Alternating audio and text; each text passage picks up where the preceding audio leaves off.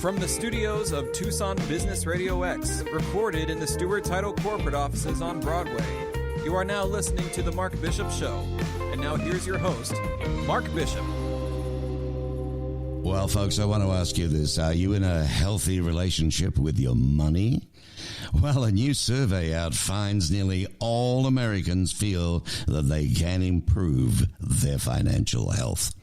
Nela Richardson is a PhD, smart lady, investment strategist, equity research for Edward Jones, is an investment expert.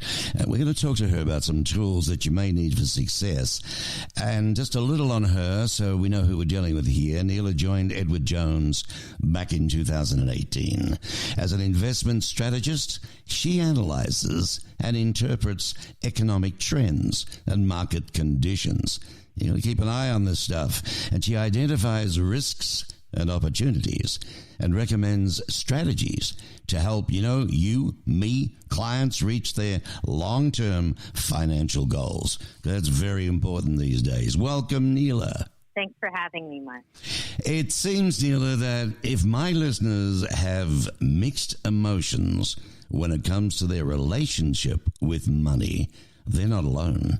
According to the new Relationship with Money survey conducted by financial services firm Edward Jones, nearly all Americans, some 92% feel there's room for improvement when it comes to their financial health. What say you? Any tips as well, Nela? Well, that's correct about our survey. 81% of people felt in control of their current financial situation, but still felt that there is room to improve, over 92% of our respondents. And when you unpack those numbers a bit, only 1 in 5, 21%, feel happy when thinking about saving money. The rest of us, 4 out of 5 people, feel a range all over the map of emotions, from confidence, which is great, to anxiety, to feeling overwhelmed. What was key in our survey, as a key finding, is that emotions really dominate our relationship with money. It's not only something we see in terms of spending and saving, we also see it in the investment side. People think that it's really the market that controls their progress to long-term financial goals. It's more your emotions during all kinds of market conditions that really tease up success in reaching your. Well, we're talking about this new Relationship with Money survey. Most unusual. I mean, it's really about the psychology, isn't it? I mean, money, we're not allowed to make money as kids. It's dirty and all this. But what are the most compelling results, do you think, that jumped out to you? There were a lot of things in the survey that was important. It wasn't surprising that people had such an emotional response to saving and spending. I mean, people often report feeling stressed out or anxious or overwhelmed. We're constantly making these trade-offs between short-term needs and long-term goals. But what was interesting is that 74% of Americans feel open to talking about their finances. And younger people were even more willing to talk about finances. When I was growing up, you never talked about money. No, that's right. Whatever we didn't. You learned about money, you watched your parents. You saw how they spent their money. Sometimes you did exactly what your parents did. Sometimes you tried to do the opposite of what your parents did. But it was never freely discussed. And for me, that's a key to unlocking really financial health and well-being, is talking about money and sharing that, your emotions about money with people you trust. I agree with you implicitly on that, because I think there's too many arguments and pressure that causes the arguments in a home based on money. And growing up as a kid, I mean, I didn't see much of that, but I definitely heard a little bit, and it was always about money. And you think, well, gee, I don't like this money thing. It hurts mom and dad a little bit, or somebody else. But 75% of millennials, 66% of Gen Xers, they reported having emergency savings. That surprises me. And of those Americans who do have emergency savings, nearly 1/3 do not have enough saved to cover a month's expenses. Well, that'd frighten the devil out of me. What about you? It does. I mean, there's some good. This is a real mixed bag result, isn't it? Is it ever? Millennials are saving and recognizing the importance of emergency savings, to me, that's not surprising because remember, this generation watched their parents go through the Great Recession, maybe lose a job, maybe lose a home. And so what we found across the board is millennials are actually conservative investors and frequent savers. So debunking some of that myth about millennials. But it's not encouraging to know that over 1/3 of folks don't have enough money saved to cover even basic needs over a month. We recommend having enough savings and emergency fund for 3 to 6 months of expense, really being ready for the unexpected in life. And so the fact that 1/3 of folks are undersaving by a very basic measure is really concerning. Yeah. Yeah, you're spot on there. My son just bought a home and he said, well, I know you want to give me advice. What's your biggest thing? I said, well, to be honest with you, I know you love your job and you think everything's terrific and forever. Let me tell you, son, nothing's forever. Here's the deal. Don't go out for a while. Save as much as you can. Put away 3 to 6 months worth of your mortgage payments and have them as a backup. Because if anything goes wrong, you've got time to breathe without pressure and so on. I think that's a good bit of advice, don't you? That is great advice. Your son is very lucky to get that advice from you because live long enough and you know that things don't always go according to plan, and that's having right. an account to be that buffer between you and reality is really important.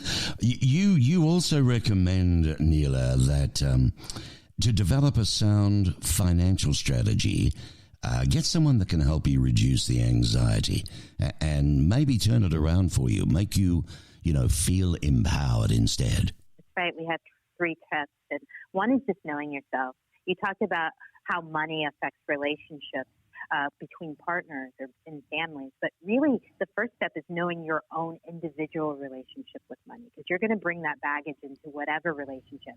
Hopefully, it's good baggage. It might be negative baggage, but you're going to bring it into your relationship with your partner. Well, honest there? Yeah, exactly. How do you feel about it? An accountability partner. This is another one of your tips. An accountability partner, keeps an eye on you, keeps you on track to reaching your goals. I mean, is it always the fiance or the guy you live with or the girl you live with, do you think? I mean, who's the best person for that? Well, it depends on who you trust and what you value, right? So it could be your partner. It could be a trusted family member. It could be your dad who's giving you already great advice. It could be a financial advisor, someone who can provide an objective opinion in terms of your finances. What's key is that you're talking about it and you've identified someone you trust that holds you accountable. And, when you're talking about behavioral change, it's important to have an accountability partner. We already do this when we go into the gym or start a diet or try to run a marathon. So why not do it when it comes to one of the biggest financial decisions or the big part of our decision making, which is financial decision making, having an accountability partner to keep us on track. That's very good advice. And by the way, these tips, Nela, are they on the www.edwardjones.com/relationship site?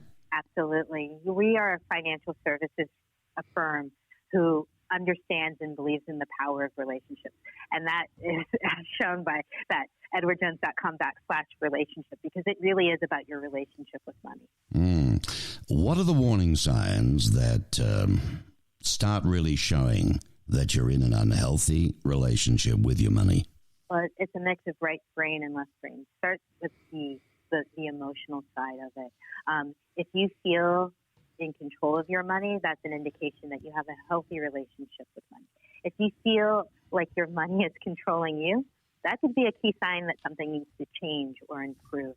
You want to be proactive, not reactive. And if you feel like you're living paycheck to paycheck, it could be a matter of you're not making enough money, which is a concern. But it could also be you're not spending it in the right way, which brings me to another sign, making sure that just like a partner, that the money is holding up its side of the deal, fulfilling its role in your relationship, which is helping you cover and meet basic expenses and helping you achieve long-term goals. If your money isn't doing that for you, that's another sign that the relationship isn't working. Oh, fair enough. It's standing out. So before we go, I'd like to ask you, what are the 3 steps do you think that we should take to improve our financial health? What are the first 3? Well, we've talked about much of it. First is just recognizing who you are as a person. Be honest with yourself. How does money make you feel? How does saving make you feel? Because what you want to do is you want to take the emotions out of the equation. And if you can't do that unless you identify and recognize those emotions. Once those emotions are out of your decision making, you can go to that second step, which is having a sound financial plan. We're all making trade-offs, no matter how much money we make. Well, maybe billionaires, they're not making trade-offs, but there are most of us in our survey. We're making trade-offs between short-term needs, short-term goals, and long-term expenses. And so instead of feeling stressed, instead of feeling anxious about those trade-offs, having a plan will help you feel empowered. You take control over your financial future. You say to yourself, I'm going to pay off debt, and then I'm going to build a savings account, and I'm going to do it within this time frame. That'll help you feel empowered instead of being controlled. And then again, just having someone keep you on track. It's hard to do this stuff alone. Having a family member, a friend, or a financial advisor is key. Makes a lot of sense. I mean, our guest, ladies and gentlemen, obtained a master's degree in economics from the University of Pennsylvania and a bachelor's degree from Indiana University, Bloomington, where she was a triple major, do you mind, in mathematics. Oh, I hate mathematics, economics, and philosophy. See, you put those 3 together, and this is why she can do what she does. And, you know, Nela regularly provides insight on the market, the economy, real estate trends, and public policy to policymakers, consumers, and the media. Bloomberg, CNBC, she's all over the place. We're lucky to have her today. I want to ask you one last question, and then I want to remind people where they can go to read more, study more, and copy a picture there.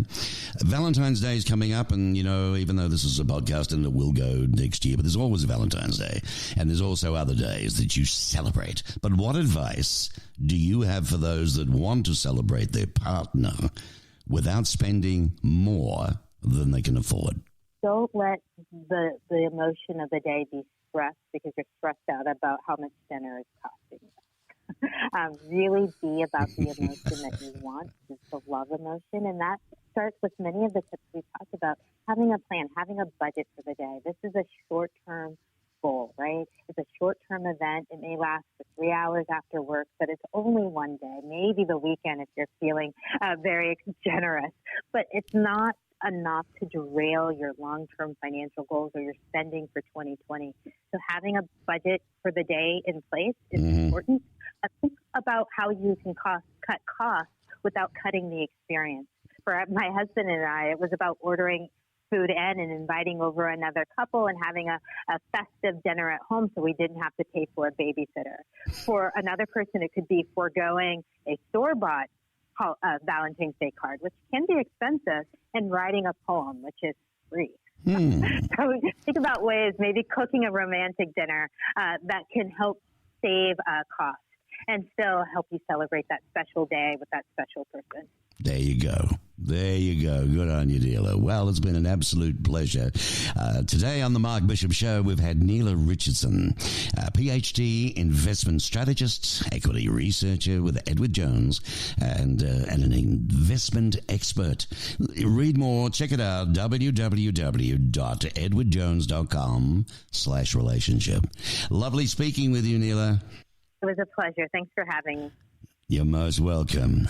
Have a lovely day. Bye now.